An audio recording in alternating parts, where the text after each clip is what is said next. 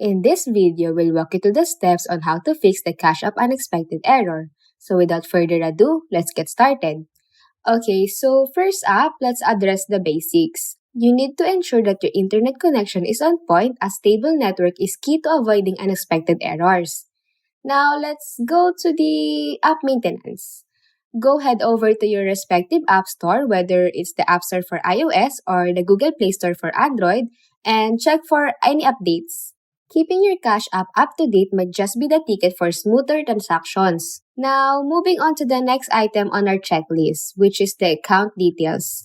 Sometimes the issue lies in the details, so you need to double check and verify that your account information is accurate and current. You need to remember that even a minor discrepancy could be causing the unexpected error.